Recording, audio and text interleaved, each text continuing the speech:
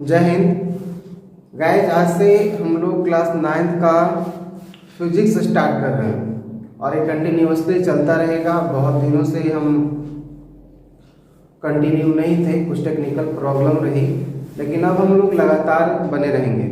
तो आज से हम एक नया टॉपिक स्टार्ट कर रहे हैं, एक नया तरीका से, एक नए एनर्जी के साथ। तो let's start a topic and request ये करेंगे कि हर कोई अब लगातार हम बने रहेंगे इधर। इसमें अब किसी प्रकार का कोई गैपिंग नहीं होगा, लगातार वीडियो अपडेट हो जाते रहेंगे, एक सीरियल वे में चलता जाएगा और 8 से लेकर के 10 तक के वीडियो अपलोड होते रहेंगे। तो आज हम लोग एक नया टॉपिक स्टार्ट करते हैं, that's the very important topic, और उस टॉपिक का नाम है work, power and energy. Work, power और एनर्जी। और ये टॉपिक कई मायनों में बहुत इंपॉर्टेंट है, बहुत इंपॉर्टेंट रखता है कई मायनों में। सबसे पहले हम बात करेंगे वर्क के बारे में कि वर्क है क्या, व्हाट इज वर्क, क्या होता है वर्क का मतलब। और देखिए एक बात समझिए, हम लोग कभी दिमाग में ये माइंडसेट करके नहीं चलेंगे कि हम कोई एक चैप्टर को समझ रहे हैं, कोई चैप्टर को पढ़ रहे हैं। आप सोचिए कि वर्क है क्या, किसको वर्क कहेंगे, क्या होता है हमारे रियल लाइफ में, क्या किसको कहते हैं ना, हमारे पेरेंट्स कहते हैं कि काम करो, वर्क करो। तो व्हाट इज द मीनिंग कि वर्क करो, क्या जो फिजिक्स का है उसमें और जो थ्योरेटिकल होता है, रियल लाइफ में होता है, दोनों में डिफरेंस है या दोनों एक ही चीज़ होती है। हम लोग इन सारे को बात करेंगे। और अगर हम बात करें कुछ युवाओं के बारे में, कुछ 9, 10, 11, 12 के बच्चे के बारे में, तो उनके लिए तो वर्क का कुछ खास मतलब होता है। उसको पूछे काम करना है, काम करोगे, तो वो कुछ और भी समझ सकते हैं। तो चलिए हम लोग समझते हैं वर्क क्या होता है। देखिए, the common meaning of work, work performing some task और जॉब। वर्क का मतलब कॉमन मीनिंग जो होता है, समान मीनिंग जो होता है, वह होता है परफॉर्मिंग सम टास्क और जॉब। कोई टास्क कर लेना, कोई जॉब करना, वो भी वर्क है। जैसे कोई टास्क का मतलब है कि मान लीजिए कि हमें बैठ करके 100 पेज गिनना है, तो दैट इज आल्सो टास्क, ये भी एक टास्क हुआ। हमें बैठ करके कुछ चीज़ें को अलग करना है, जैसे मिक्सचर मिला हुआ है, एक साथ कंक्रीट वगैरह मिला हुआ, उसको अलग करना है, तो ये भी एक टास्क है, ये भी करना है, ये भी एक तरह का वर्क हो गया कॉमन लाइफ में। 10 पेज हैंड राइटिंग लिखना है, ये भी एक प्रकार का वर्क हो गया। तो एक टास्क है, एक प्रकार का टास्क है। 10 हमारे टीचर हमें दे देते हैं 10 पेज राइटिंग लिख कर लाना, 10 पेज मैथ बना के लाना, तो ये भी तो एक वर्क हुआ, ये भी तो एक टास्क है। तो कॉमन मीनिंग ऐसा ही है। इवन परफॉर्मिंग सम टास्क और जॉब, किसी प्रकार का कोई टास्क करना, किसी प्रकार का कोई जॉब कर लेना, एक कॉमन मीनिंग होता है जॉब। अगर हम बात करें जॉब की, काम की, जैसे एक साइंटिस्ट अपने लैब में जाता है, जहाँ पर जाएगा और वो काम करेगा, जो भी उसका काम रहेगा। एक इंजीनियर अपने कैबिन में जाएगा, वहाँ पर जो उसका काम रहेगा वो करेगा। एक डॉक्टर अपने क्लिनिक पर जाएगा और जो उस पेशेंट को देखना रहेगा वो काम करेगा। लेकिन क्या रियल लाइफ में ये सब रियल लाइफ का वर्क है?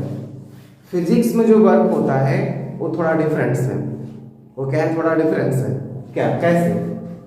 तो हम अगर जनरली बात करते हैं वर्क के बारे में, तो सिंपल सा उसका मतलब है परफॉर्मिंग यानी कि एक्टिविटी, कोई टास्क कंप्लीट कर लेना, कोई जॉब कर लेना, कोई काम कर लेना, दैट इज द वर्क। ये वर्क हुआ, ये वर्क है, जो कि रियल लाइफ और थ्योरेटिकल लाइफ में बहुत अंतर है, डिफरेंट है।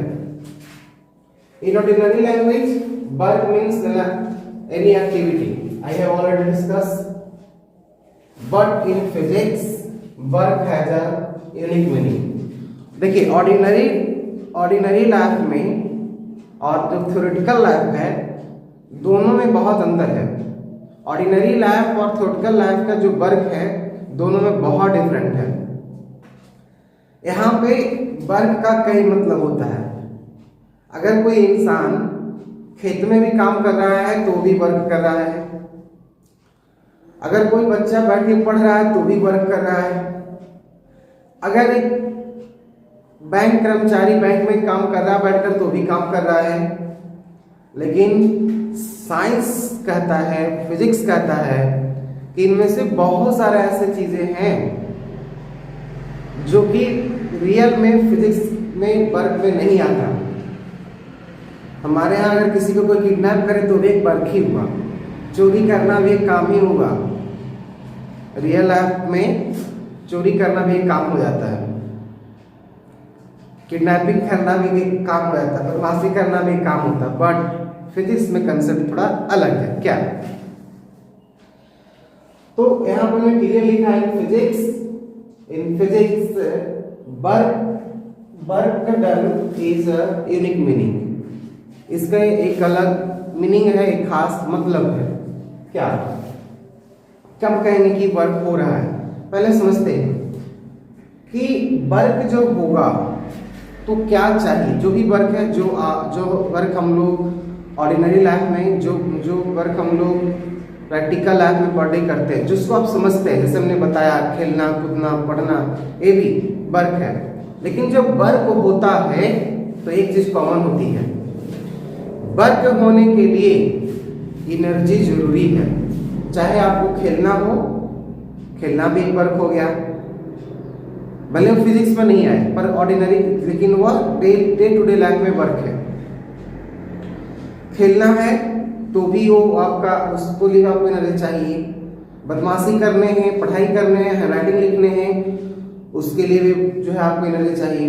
तो एक चीज कॉमन है कि वर्क होने के लिए एनर्जी जरूरी है। बिना एनर्जी का वर्क हो ही नहीं सकता।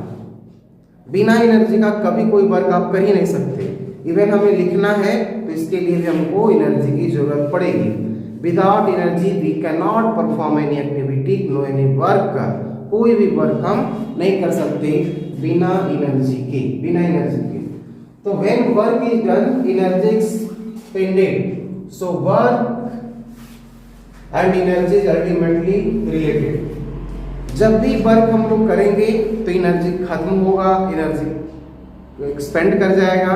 इसलिए वर्क और एनर्जी दोनों अल्टीमेटली रिलेटेड है, दोनों एक दूसरे के अल्टीमेटली रिलेटेड है, एक दूसरे के पूरक है। बिना वर्क के, बिना एनर्जी के वर्क नहीं हो सकता, बिना एनर्जी के वर्क नहीं किया सकता। जब भी हम कोई काम करते हैं हमारा एनर्जी कमता है।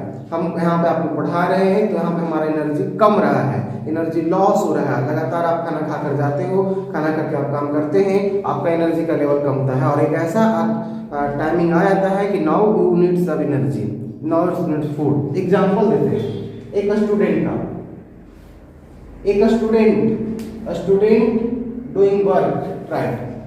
अगर वो एक स्टूडेंट लगातार काम करता है तो थक जाएगा। फिर से अगर उसको वही काम करना है, फिर से अगर वही इसको काम करना है तो उसके लिए दो चीज की जरूरत पड़ेगा। सबसे पहला है कि उसको रेस्ट चाहिए, फर्स्ट इधर कि उसको रेस्ट चाहिए, और दूसरा है फूड चाहिए। सिर्फ फूड चाहिए क्या? सिर्फ फूड लेकर के काम किया जा सकता है? तो नहीं, उसके लिए रेस्ट भी जरूरी है। सिर्फ रेस्ट लेकर के मतलब ये कोई तो मतलब ही नहीं हुआ कि सिर्फ रेस्ट कर ले, सिर्फ रेस्ट करते तो काम हो ही नहीं सकता। तो बॉडी के लिए रेस्ट और फूड दोनों जरूरी है, तो ही जो है कोई एक्टिविटी हो पाएगा, काम हो पाएगा। तो एक स्टूडेंट अगर लगातार काम कर रहा है वो थक जाएगा, उसको फिर से काम पे लाने के लिए, फिर से रेगुलर काम कराने के लिए दोनों चीज की जरूरत पड़ेगा, वो रेस्ट और फूड। दैट इज कि फूड जो होता है हमारे लिए फ्यूल का काम करता है, जो फिर से की काम को कराने में हेल्प करता है। यानी कि जो फूड है वो फ्यूल का ऐसा काम करता है, जो फूड है वह फ्यूल का ऐसा काम करता है। हमने आपको कहा था कि जो फिजिक्स में वर्क होता है वो फिजिक्स में जो वर्क होता है थोड़ा डिफरेंट होता है। कैसे, क्या डिफरेंट होता है?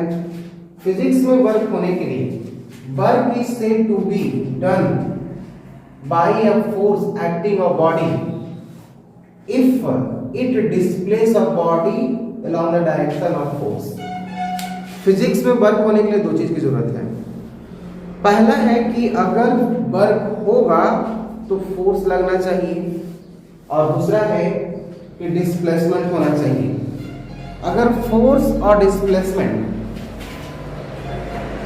दोनों होता है तो वर्क कहा जाएगा, अदरवाइज नो। मान लीजिए एक कोई ब्लॉक है, एक कोई ब्लॉक है, अगर हम इस पर इधर से फोर्स लगाएं और ये आगे की ओर डिस्प्लेस कर जाए, यह ब्लॉक अब यहां पर आ जाए, तो हमने यहां पर इस ब्लॉक पर फोर्स लगाया, एक फोर्स लगाया और इसी डायरेक्शन में यह डिस्प्लेस कर गया। तो वर्क होने के लिए दो चीज की जरूरत है, पहला है फोर्स का लगना, दूसरा है डिस्प्लेसमेंट का होना। अगर दोनों होता है तो फिजिक्स में उसको वर्क के रूप में माना जाएगा, अदरवाइज नहीं। सिर्फ एक हो तो वह वर्क में नहीं आएगा। जैसे सिर्फ फोर्स लगे, जैसे मान लीजिए कि हम इसको पुल करते हैं, अगर इसको हम पुल करें, इसको हम धक्का दें, तो हम फोर्स तो लगा रहे हैं पर दीवार डिस्प्लेस नहीं कर रहा, तो यहाँ पे वर्क के रूप में कंसिडर नहीं किया जाएगा। तो फोर्स और डिस्प्लेसमेंट अगर दोनों लगता है किसी ऑब्जेक्ट पर, तब ऐसे कंडीशन में कहा जाएगा कि वर्क हुआ है, अदरवाइज वर्क नहीं होगा। तो फिजिक्स में फोर्स और डिस्प्लेसमेंट जब दोनों होंगे तो उसको वर्क कहा जाता है। जैसे एग्जांपल के रूप में कि एक रेलवे इंजन जो होता है, जो रेलवे इंजन है, तो रेलवे इंजन क्या करेगा कि रेलवे इसको आप इंजन समझ लीजिए, तो जो इंजन है वह रेलवे इंजन ये बाकी सारे के सारे जो डब्बा है इसको ट्रैक पर खींचेगा। तो यहाँ पर ये जो रेलवे इंजन है वर्क कर रहा है, इस तरफ फोर्स लगा रहा है, इसका डिस्प्लेसमेंट भी इस तरफ हो रहा है, इसलिए यहाँ पे वर्क हुआ। उसी प्रकार से हॉर्स पुलर टांगा, एक घोड़ा जो टांगा को खींच रहा है, तो वहां पे घोड़ा फोर्स भी लगा रहा है और डिस्प्लेसमेंट भी हो रहा है। तो इस जगह पे आपका हो गया फोर्स और डिस्प्लेसमेंट दोनों हो गए, इसलिए यहाँ पे आपका वर्क हो गया। एक आदमी जो सीढ़ी पर चढ़ रहा है, man climbing the stair of his house, अगर एक आदमी अपने ही घर के सीढ़ी को चढ़ता है, कहीं के घर के सीढ़ी के सीढ़ी तो चढ़ना है, तो वहां पर भी वर्क होगा। तो स्टूडेंट्स, वर्क होने के लिए दो चीज की जरूरत होता है, एक है फोर्स, दूसरा है डिस्प्लेसमेंट का।